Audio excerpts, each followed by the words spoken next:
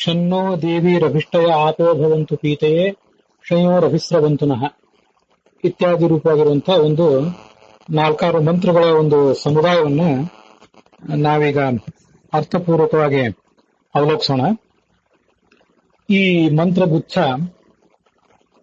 ಋಗ್ವೇದದವರಲ್ಲಿ ಘಟ್ಟದ ಮೇಲಿನವರಲ್ಲಿ ಪುನರ್ಮಾರ್ಜನಕ್ಕೆ ಬಳಕೆ ಆಗ್ತದೆ. ಒಂದ್ಸರಿ ಮಾರ್ಜನ ಆದ್ಮೇಲೆ ಜಲಾಭಿಮಂತ್ರಣ ಇತ್ಯಾದಿ ಆಗಿ ಆಪೋಹಿಟ್ಟ ಮಯೋಭುವ ಅಂತ ಹೇಳಿ ಮತ್ತೊಂದ್ಸರಿ ಹೇಳಿ ಮಾರ್ಜನ ಮಾಡ್ಕೋತೇವೆ. ಅಲ್ಲಿ ದಧಿಕ್ರಾವಣೋ ಅಕಾರುಷಂ ಇತ್ಯಾದಿ ಕೆಲವು ಮಂತ್ರಗಳನ್ನ ಪುನರ್ಮಾರ್ಜನಕ್ಕೆ ಯಜುರ್ವೇದಿಗಳು ಉಪಯೋಗ ಮಾಡ್ಕೋತಾರೆ, ಅದೆಲ್ರಿಗೂ ಗೊತ್ತಿದೆ. ಹಾಗಿಲ್ಲೀಗ ಶನ್ನೋ ದೇವಿ ರಭಿಷ್ಟಯ ಆಪೋ ಭವಂತು ಪೀತೆಯೇ ಅನ್ನುವಂತಹ ಮಂತ್ರವನ್ನ ಪುನರ್ಮಾರ್ಜನಕ್ಕೆ ಉಪಯೋಗ ಮಾಡ್ಕೋತಾರೆ. ಮೊದಲು ಇಲ್ಲಿಯೂ ಕೂಡ ಆಪೋಹಿಟ್ಟ ಮಯೋಭುವ ಅನ್ನೋ ಮಂತ್ರವನ್ನು ಹೇಳ್ತಾರೆ, ಅದರಿಂದ ಮಾರ್ಜನ ಆಗಿರ್ತದೆ. ಮುಂದೆ ಜಲಾಭಿಮಂತ್ರಣ ಆಗ್ತದೆ. ಮತ್ತೊಮ್ಮೆ ಆಪೋಹಿಟ್ಟ ಮಯೋಭುವ ಅನ್ನೋ ಮಂತ್ರ ಹೇಳಿ ಆ ಮಂತ್ರದಿಂದ ಪುನರ್ಮಾರ್ಜನ ಆಗ್ತದೆ. ಆ ಅಪೋಹಿಷ್ಠ ಅನ್ನೋ ಮಂತ್ರ ಪೂರ್ಣ ಆದ್ಮೇಲೆ ಆಪೋ ಜನಯಥಾಚನಃ ಇದಾದ್ಮೇಲೆ ಶನ್ನೋ ದೇವಿ ರಭಿಷ್ಟ ಆಪೋ ಭವಂತು ಪೀತೆಯೇ ಶಯೋರಭಿಸ್ರವಂತುನಃ ಇತ್ಯಾದಿ ರೀತಿಯಾಗಿ ಒಂದು 4-6 ಮಂತ್ರಗಳ ಸಮುದಾಯ ಇದೆ. ಅದರಲ್ಲಿ ಮೊದಲನೇದೀಗ ನಾವು ನೋಡ್ಬೇಕಾದದ್ದು ಶನ್ನೋ ದೇವಿ ರಭಿಷ್ಟಯ ಆಪೋ ಭವಂತು ಪೀತೆಯೇ ಶಯೋರಭಿಸ್ರವಂತುನಃ ಅಂತ.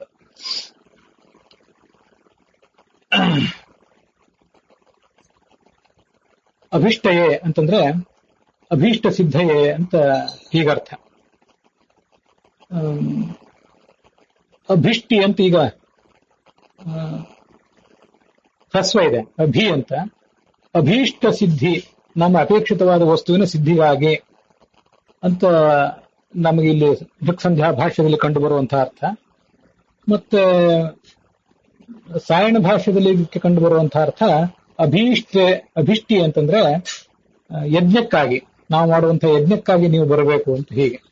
ಹೀಗೆ ಅಭೀಷ್ಟ ಸಿದ್ಧಿಗಾಗಿ ಅಥವಾ ಇಷ್ಟಿ ಅಂದ್ರೆ ಯಜ್ಞ, ಅದರ ಸಿದ್ಧಿಗಾಗಿ ಅಂತ ಹೀಗಾಡ ಅರ್ಥ ಆಗ್ತದೆ. ಮತ್ತೆ ಪೀತೆಯೇ, ನಾವು ಈ ಜಲವನ್ನ ಪಾನ ಮಾಡಬೇಕಾಗಿದೆ. ಆಪೋ ಭವಂತು ಪೀತೆಯೇ, ನಮ್ಮ ಪಾನಕ್ಕಾಗಿ, ನಮ್ಮ ಸ್ಥಾನಪಾನಕ್ಕಾಗಿಯೂ ಇದು ಬೇಕು. ಹಾಗೇನೆ ನಮ್ಮ ಯಜ್ಞ, ನಮ್ಮ ಅಭೀಷ್ಟ ಸಿದ್ಧಿಗಾಗಿಯೂ ಕೂಡ ಈ ಒಂದು ನೀರು ನಮಗೆ ಬೇಕು ಅಂತ ಅದರ ಪ್ರಾರ್ಥನೆ ಇದೆ. ದೇವೀಹಿ ಆಪಹ ಅಂದ್ರೆ ದೇವತಾ ಸ್ವರೂಪಗಳಾದಂಥ ಜಲಗಳು, ಜಲಾಭಿಮಾನಿ ದೇವತೆಗಳು ಅಂತ ಅದರ ತಾತ್ಪರ್ಯ. ಅಥವಾ ಸ್ತ್ರೀರೂಪನಾದಂತಹ ಭಗವಂತ ಅವರು ನಹ ಶಂ ಒಂದು ಸುಖದಾಯಕರು ಆಗಲಿ. ಮತ್ತು ಅಭಿಷ್ಟಯೇ, ಯಜ್ಞಕ್ಕೆ ಅಥವಾ ಅಭಿಷ್ಟ ಪ್ರಾಪ್ತಿಗಾಗಿ ಆಗಲಿ. ಮತ್ತು ಪೀತೆಯೇ ಅಂದ್ರೆ ಪಾನಕ್ಕಾಗಿ ಭವಂತು ಆಗಲಿ ಅಂತ ಹೀಗದ್ರ ಅರ್ಥ. ಶಂಯೋಹ ಅಭಿಸ್ರವಂತುನಃ, ಶಂಯೋಹ ಅಂತಂದ್ರೆ ಸುಖ ಪ್ರಾಪ್ತೆಯೇ, ನಮಗೆ ಅವರು ಸುಖವನ್ನು ಕೊಡುವುದಕ್ಕಾಗಿ ಅಂತ ಹೀಗೆ ಅರ್ಥ ಇದೆ. ಅಲ್ಲಿ ಮೊದಲು ಶನ್ನಹ ಅಂತ ಬಂತು, ಅಲ್ಲಿ ಲೌಕಿಕ ಸುಖ ಪ್ರಾಪ್ತಿ ಅಂತ ತಿಳ್ಕೋಬೇಕು. ಇಲ್ಲಿ ಶಂಯೋಹ ಅಂತಂದ್ರೆ ಅಲೌಕಿಕ ಸುಖ ಪ್ರಾಪ್ತಿ ಅಂತ ತಿಳ್ಕೋಬೇಕು. ಹೀಗೆ ಶಂಯೋಹ ಅದು ಷಷ್ಠಿ ವಿಭಕ್ತಿ ಏಕವಚನದ ರೂಪ, ಅದಕ್ಕೆ ಸುಖ ಪ್ರಾಪ್ತಿ ಅಂತ ಹೀಗರ್ಥ. ಅಲ್ಲಿ ಸಂಯೋಹ ಎಂಬಲ್ಲಿ ಯಾ ಪ್ರಾಪಣೆ ಧಾತುವಿಗೆ ಡೂ ಪ್ರತ್ಯಯ ಬಂದಿದೆ. ಡೂ ಪ್ರತ್ಯಯ ಬಂದು ಸಂಯುಹು ಅಂತ ಶಬ್ದ, ಆದ್ರೂ ಷಷ್ಠಿ ವಿಭಕ್ತಿ ಏಕವಚನ ಸಂಯೋಹ ಅಂತ ಹೇಳಿ. ಸಂಯೋ ರೀತಿ ಸುಖ ಪ್ರಾಪ್ತಯೇ ಇತ್ಯರ್ಥ ಅಂತ ಅದರ ಅರ್ಥವನ್ನು ಬರೆದಿದ್ದಾರೆ. ಶಸ್ಯ ಸುಖಸ್ಯ ಪ್ರಾಪ್ತಯೇ ಇತ್ಯರ್ಥ, ಈ ಒಂದು ಅರ್ಥ ನಮಗಲ್ಲಿ ಆ ಮಂತ್ರದಿಂದ ಸಿಗ್ತದೆ.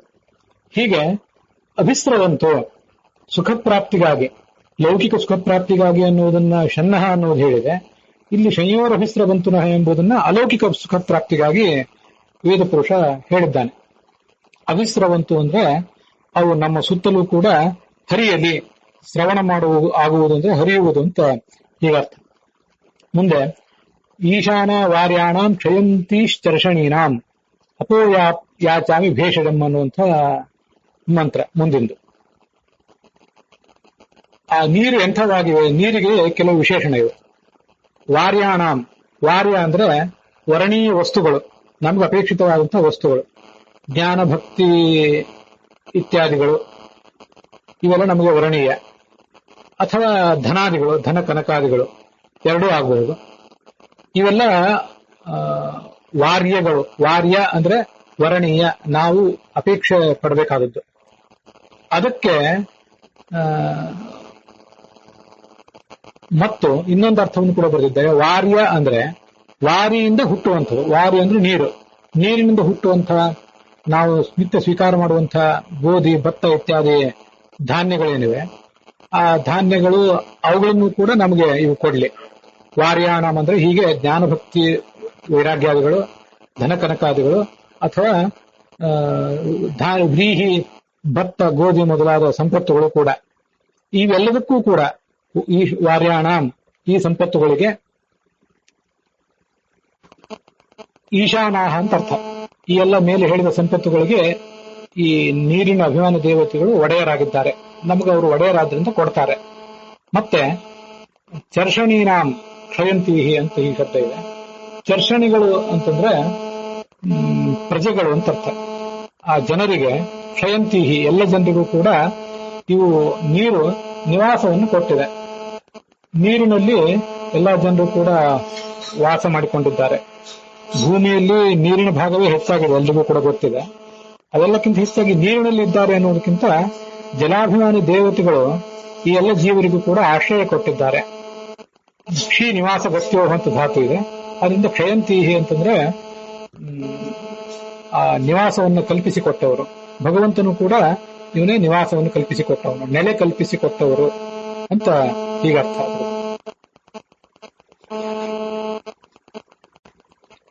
ಮುಂದಿನ ಮಂತ್ರ ಅಪ್ಸುಮೇ ಸೋಮೋ ಅಬ್ರವೀದ್ ಅಂತರ್ವಿಶ್ವಾನಿ ಭೇಷಜ ಅಗ್ನಿಂಚ ವಿಶ್ವಶಂಭುವಂ ಆಪಶ್ಚ ವಿಶ್ವಭೇಷಜೀಹಿ ಅನ್ನುವ ಮಂತ್ರ. ಇದು ಋಗ್ವೇದದ 1ನೇ ಅಷ್ಟಕದ 2ನೇ ಅಧ್ಯಾಯದ 5ನೇ ವರ್ಗದಲ್ಲಿ ಬರುವಂತಹ ಮಂತ್ರ. ಅಥವಾ ಮಂಡಲದ ಲೆಕ್ಕದಲ್ಲಿ 1ನೇ ಮಂಡಲ 5ನೇ ಅನುವಾಕ 23ನೇ ಸೂಕ್ತ ಇದೆ. ಈಗ 4 ಪಾದಗಳಿಂದ ಕೂಡಿರುವಂತಹ ಒಂದು ಮಂತ್ರವನ್ನು ನಾನು ಓದಿದೆ. ಅಪ್ಸುಮೇ ಸೋಮೋ ಅಬ್ರವೀದ್ ಅಂತರ್ವಿಶ್ವಾನಿ ಭೇಷಜ ಅಗ್ನಿಂಚ ವಿಶ್ವಶಂಭುವ ಮಾಪಶ್ಚ ವಿಶ್ವಭೇಷಜೀಹಿ ಅಂತ. ಇದು ಕೆಲವು ಪುಸ್ತಕಗಳಲ್ಲಿ ಈ ತರ ಕಂಡು ಬರ್ತದೆ. ಈ 4 ಪಾದಗಳಿಂದ ಕೂಡಿದಂತಹ ಮಂತ್ರ ಕಂಡು ಬರ್ತದೆ. ಇನ್ನು ಕೆಲವು ಪುಸ್ತಕಗಳಲ್ಲಿ ಅಗ್ನಿಂಚ ವಿಶ್ವಶಂಭುವಂ ಅಂತ ಇಷ್ಟೇ ಕೇಳಿ ಬರ್ತದೆ. 3 ಪಾದಗಳಿಂದ ಕೂಡಿದಂತಹ ಮಂತ್ರ ಮಾತ್ರ ಈ ಪುನರ್ಮಾರ್ಜನಕ್ಕಾಗಿ ಬಳಕೆ ಆಗೋದು ಕಂಡಿದೆ. ಇದು ಯಾವುದು ಸರಿ ತಪ್ಪು ಅಂತ ನಾನು ಒಂದ್ಸರಿ ಆಲೋಚನೆ ಮಾಡಬೇಕಾಯ್ತು. ಅದರಲ್ಲಿ ಇದು 2 ಥರದ ಮಂತ್ರಗಳೂ ಇವೆ. ಅದನ್ನ ಒಬ್ಬೊಬ್ಬರು ಪುಸ್ತಕ ಬರೆಯುವವರು ಒಂದೊಂದ್ ಥರ ಮಾಡಿದ್ದಾರಷ್ಟೇ. 1ನೇ ಮಂಡಲ ಅದರಲ್ಲಿ 23ನೇ ಸೂಕ್ತ, ಅದರಲ್ಲಿ 20ನೇ ಮಂತ್ರ ಅಥವಾ 23ನೇ ವರ್ಗ ಇದ್ದಿರ್ಬೇಕು. ನಾನು ಹೇಳುವಾಗ ಸ್ವಲ್ಪ ವ್ಯತ್ಯಾಸ ಹೇಳಿದ್ರೆ ಅದು ಯಾವ್ದಾದ್ರು ಸರಿಪಡಿಸ್ಕೋಬೇಕು. 1, 23, 20 ಅಲ್ಲಿ ಅಪ್ಸುಮೇ ಸೋಮೋ ಅಬ್ರವೀದ್ ಅಂತರ್ವಿಶ್ವಾನಿ ಭೇಷಜ ಅಗ್ನಿಂಚ ವಿಶ್ವಶಂಭುವ ಮಾಪಶ್ಚ ವಿಶ್ವಭೇಷಜೀಹಿ ಅಂತ 4 ಪಾದಗಳಿಂದ ಕೂಡಿದಂತಹ ಮಂತ್ರ ಕಂಡು ಬರ್ತದೆ. ಇನ್ನ 10ನೇ ಮಂಡಲ 9ನೇ ವರ್ಗ 6ನೇ ಸೂಕ್ತ ಇತ್ಯಾದಿ ಅಲ್ಲಿ ನಮಗೆ ಕಾಣಿಸುವಂತೆ 10ನೇ ಮಂಡಲ 9ನೇ ಅನುವಾಕ ಮತ್ತೆ 6ನೇ ಸೂಕ್ತ ಈ ತರ ಅಲ್ಲಿ ಕಾಣಿಸುವಂತೆ 3 ಪಾದಗಳಿವೆ. ಅದರಲ್ಲಿ ಅಪ್ಸುಮೇ ಸೋಮೋ ಅಬ್ರವೀದ್ ಅಂತರ್ವಿಶ್ವಾನಿ ಭೇಷಜ ಅಗ್ನಿಂಚ ವಿಶ್ವಶಂಭುವಂ ಅಂತ ಹೀಗೆ 3 ಪಾದಗಳಿವೆ. ಈಗ ನಮಗೆ ಸಂಧ್ಯಾವಂದನ ಪುಸ್ತಕಗಳಲ್ಲಿ ಘಟ್ಟದ ಮೇಲಿನ ಋಗ್ವೇದದ ಸಂಧ್ಯಾವಂದನ ಪುಸ್ತಕಗಳಲ್ಲಿ ಪುನರ್ಮಾರ್ಜನಕ್ಕಾಗಿ ಏನು ಇದ್ದದ್ದು ನಾವು ನೋಡ್ತೇವೆ. ಅಲ್ಲಿ ಕೆಲವು ಪುಸ್ತಕಗಳಲ್ಲಿ 3 ಪಾದಗಳಿದೆ, ಕೆಲವು ಪುಸ್ತಕಗಳಲ್ಲಿ 4 ಪಾದಗಳಿದೆ. ಯಾವುದು ಸರಿ ಅದನ್ನ ನಾವು ಹೇಗೆ ತೀರ್ಮಾನ ಮಾಡೋದು? ಆದ್ರೆ ಈ ಋಕ್ ಸಂಧ್ಯಾ ಭಾಷ್ಯ ಅಂತ ಅನ್ನೋದೇನಿದೆಯಲ್ಲ, ಈ ಋಕ್ ಸಂಧ್ಯಾ ಭಾಷ್ಯದಲ್ಲಿ 4 ಪಾದಗಳಿಂದ ಕೂಡಿದಂತಹ ಮಂತ್ರವನ್ನೇ ತಗೊಂಡಿದ್ದಾರೆ. ಆದ್ರಿಂದ ಅದನ್ನೇ ತಗೊಳ್ಳೋದು ಒಳ್ಳೇದೇನೋ ಅಂತ ನನಗನ್ನಿಸ್ತದೆ. ಇನ್ನು 3 ಪಾದಗಳಿದ್ದಂಥದನ್ನು ಹೇಳುವವರು ಅವರಿಗೆ ಅದು ಅವ್ರಿಗೆ ಬಿಟ್ಟದ್ದು. ಮತ್ತೆ ಆಚಾರ್ಯರ ಋಗ್ಭಾಷ್ಯದಲ್ಲಿ ಇದನ್ನ 23ನೇ ಮಂತ್ರವಾಗಿ 20, 21, 22 ಈ ಮಂತ್ರವಾಗಿ ಇದನ್ನು ಬಳಕೆ ಮಾಡಿದ್ದಾರೆ. ಆ ಋಗ್ಭಾಷ್ಯದಲ್ಲಿ ಶ್ಲೋಕ ಸಂಖ್ಯೆ 56 ತಾತ್ಪರ್ಯಾರ್ಥಂ ಪುನರ್ವಾಕ್ಯಂ ಸುಖಾಧಾರೋ ಹುತಾಶನಃ ಅಂತ 56ನೇ ಶ್ಲೋಕ ಋಗ್ಭಾಷ್ಯದ್ದು. ಅಲ್ಲಿ ಆ ಮಂತ್ರ 20ನೇ ಮಂತ್ರ. ಮುಂದೆ 21, 22 ಹೀಗೆಲ್ಲ ಋಗ್ವೇದದ ಮಂತ್ರಗಳಿವೆ. ಆಚಾರ್ಯ ಭಾಷ್ಯ ಶ್ಲೋಕ ಸಂಖ್ಯೆ ಇದು 56. ಯಾರು ಅದನ್ನು ನೋಡುವವರಿದ್ರೆ ಅಲ್ಲಿ ಈ ಪೂರ್ಣ ಮಂತ್ರವನ್ನೇ ಹೇಳಿದ್ದಾರೆ. ಮಾರ್ಜನಕ್ಕಾಗಿ ಅಂತ ಅಲ್ಲೇನು ಹೇಳಲಿಲ್ಲ, ಅರ್ಥ ಹೇಳುವ ಪ್ರಸಂಗದಲ್ಲಿ ಹೇಳಿದ್ದಾರೆ ಅಷ್ಟೇ. ಅಪ್ಸುಮೇ ಸೋಮೋ ಅಬ್ರವೀದ್ ಅಂತರ ವಿಶ್ವಾನಿ ಭೇಷಜ ಅಗ್ನಿಂಚ ವಿಶ್ವಶಂಭುವ ಮಾಪಶ್ಚ ವಿಶ್ವಭೇಷಜೀಹಿ ಅಂತ ಹೇಳಿ ಆ ಮಂತ್ರ ಈಗಾಗಲೇ ನಾವು ನೋಡಿದಂತೆ. ಸೋಮಃ ಮೇ ಅಬ್ರವೀತ್, ಸೋಮ ನನಗೆ ಈ ರೀತಿಯಾಗಿ ಹೇಳಿದ. ಸೋಮ ಅಂದ್ರೆ ಮುಖ್ಯ ಪ್ರಾಣ, ಅವನು ಉತ್ಕೃಷ್ಟವಾದಂತಹ, ಉ ಅಂದ್ರೆ ಉತ್ಕೃಷ್ಟವಾದ, ಮಾ ಅಂದ್ರೆ ಜ್ಞಾನ, ಅದನ್ನು ಹೊಂದಿರುವಂತ, ಸ ಅಂದ್ರೆ ಅದನ್ನು ಹೊಂದಿರುವಂತ ಮುಖ್ಯ ಪ್ರಾಣ. ಅವನು ಈ ವಿಷಯವನ್ನ, ಇಲ್ಲಿ ಮುಂದೆ ಬಂದಿರುವಂತಹ ವಿಷಯವನ್ನ ನನಗೆ ಹೇಳಿದ. ಏನದು ವಿಷಯ, ಯಾರಿಗೆ ಹೇಳಿದ ಅದನ್ನ ಅಂದ್ರೆ ಅದನ್ನೆಲ್ಲ ಆ ಋಗ್ಭಾಷ್ಯದಲ್ಲಿ ವ್ಯಾಖ್ಯಾನದಲ್ಲಿ ಹೇಳ್ತಾರೆ. ಇದು ಮೇಧಾತಿಥಿ ಋಷಿ, ಆ ಋಷಿ ಕಂಡುಕೊಂಡದ್ದು. ಮೇಧಾತಿಥಿ ಋಷಿಗೆ ಮುಖ್ಯ ಪ್ರಾಣ ಈ ಅರ್ಥವನ್ನ, ಈ ವಿಷಯವನ್ನು ತಿಳಿಸಿದ ಅಂತ ಅರ್ಥ. ಅಥವಾ ತ್ವಾಷ್ಟ್ರ ತ್ರಿಶಿರಸ್, ಈ ತ್ವಷ್ಟೃವಿನ ಮಗ, 3 ತಲೆಗಳ ವಿಶ್ವರೂಪಾಚಾರ್ಯ ಇದ್ದಲ್ಲ, ಅವನು ಇದಕ್ಕೆ ಋಷಿಯೇ, ಅವನಿಗೂ ಮುಖ್ಯ ಪ್ರಾಣ ಹೇಳಿದ್ದಾನೆ. ಅಥವಾ ಅಂಬರೀಷ ಸಿಂಧುದ್ವೀಪ ಅಂಬರೀಷ ಅಂತ ಒಬ್ಬನೇ, ಅವನು ಕೂಡ ಈ ಮಂತ್ರದ ಋಷಿ ಆದ್ದರಿಂದ ಅವನಿಗೂ ಸೋಮ ಈ ವಿಷಯವನ್ನು ತಿಳಿಸಿದ್ದಾನೆ ಅಂತ ಅರ್ಥ. ಸೋಮಃ ಮೇ ಅಬ್ರವೀತ್, ಸೋಮ ಅನ್ನೋದಕ್ಕೆ ರುದ್ರ ಇತ್ಯಾದಿ ಬೇರೆ ಬೇರೆ ಅರ್ಥವನ್ನು ಮಾಡ್ತಾರೆ. ಸೋಮ ಅಂದ್ರೆ ಪರಮಾತ್ಮ ಅಂತನೂ ಅರ್ಥ ಮಾಡಬಹುದು, ಸೋಮ ಅಂದ್ರೆ ಮುಖ್ಯ ಪ್ರಾಣ ಅಂತನೂ ಅರ್ಥ ಮಾಡಬಹುದು.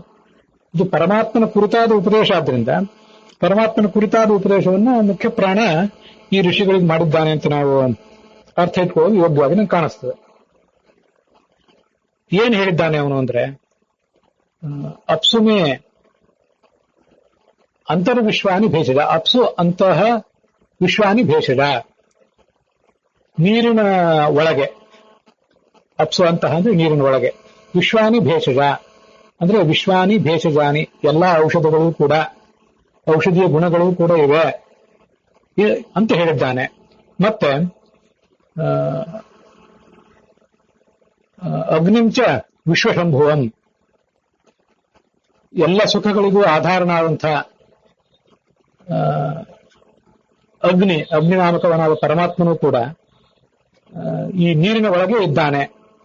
ಅಗ್ನಿಂಚ ವಿಶ್ವಶಂಭುವಂ, ವಿಶ್ವಶಂಭುವಂ ಅನ್ನೋದು ಅಗ್ನಿಗೆ ವಿಶೇಷಣ.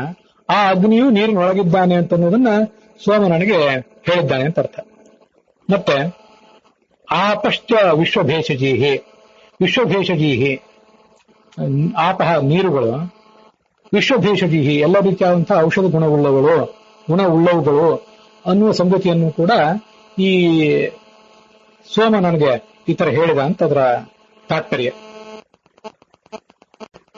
ಆ ನೀರಿನ ಒಳಗೆ ಅಗ್ನಿ ಇದ್ದಾನೆ ಅಂದ್ರೆ ಅಗ್ನ್ಯಂತರ್ಗತನಾದಂಥ ನರಸಿಂಹ ಇದ್ದಾನೆ, ಒಡವಾಗ್ನಿ ರೂಪದಲ್ಲಿದ್ದಾನೆ ಅಂತ ಅದರ ತಾತ್ಪರ್ಯ. ಇದನ್ನು ಹಿಂದೆ ನಾವು ಒಂದೆರಡು ಬಾರಿ ಮಹಾಭಾರತ ಪ್ರವಚನದಲ್ಲಿ ನೋಡಿದ್ವಿ. ಭೂತಾದಿಭೂತೋಂಬು ನಿಧಾನ ಮಧ್ಯೆ ಭೂತ್ವ ಹರಿ ಸರ್ವಹರೋತಿ ಧಾಮ್ನ ಅಗಾಧಮಂಭೋ ವಿದಧಾತಿ ಭಸ್ಮ ಯೋ ವಾಡವಾಗ್ನಿ ನೃಹರಿ ವಿಚಿಂತ್ಯ ಅಂತ. ಅಲ್ಲಿ ಮಹಾಭಾರತದಲ್ಲೂ ಕೂಡ ಈ ಒಡವಾಗ್ನಿ ಬಗ್ಗೆ ಬಂದಿತ್ತು. ಆಗ ಕರ್ಮ ನಿರ್ಣಯ ಅಥವಾ ಖಂಡಾರ್ಥ ನಿರ್ಣಯದಲ್ಲಿ ಬಂದಿರುವಂತಹ ಆಚಾರ್ಯರು ವೈಹಾಯಸ ಸಂಹಿತ ಅನ್ನೋದ್ರಿಂದ ಒಂದೇನು ಶ್ಲೋಕವನ್ನು ಉದ್ಧರಿಸಿದ್ದಾರೆ, ಅದನ್ನು ನೋಡಿದ್ದು ನಾವು.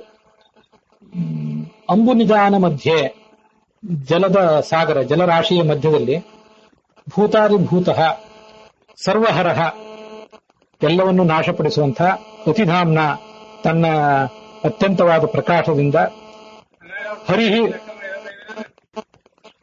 ಅಗಾಧಂ ಅಂಬಃ ವಿಧಸಾತಿ ಭಸ್ಮ, ಅಗಾಧವಾದ ಜಲರಾಶಿಯನ್ನ ಆತ ಭಸ್ಮ ಮಾಡಿಬಿಡ್ತಾನೆ. ಯಹ ವಾಡವಾಗ್ನಿ, ಅವನೇ ಒಡವಾಗ್ನಿ ರೂಪದಲ್ಲಿದ್ದಾನೆ. ನೃಹರಿಹಿ ನರಸಿಂಹ ಆಗಿದ್ದಾನೆ, ಅವನನ್ನ ವಿಚಿಂತ್ಯ ಅನುಸಂಧಾನ ತಂದುಕೊಳ್ಬೇಕು. ಇದು ಕರ್ಮ ನಿರ್ಣಯದಲ್ಲಿ ಉದ್ಧೃತವಾದಂತಹ ಮಾತು.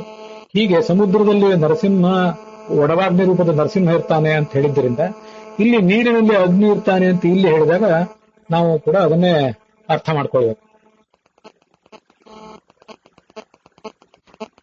ಹೀಗೆ ಈ ಮಂತ್ರದ ಅರ್ಥ ನೋಡಿದ್ದೀವಿ. ಇದರ ಮುಂದುವರೆದ ಭಾಗವನ್ನ ಇನ್ನೊಂದು ಭಾಗದಲ್ಲಿ ನೋಡೋಣ.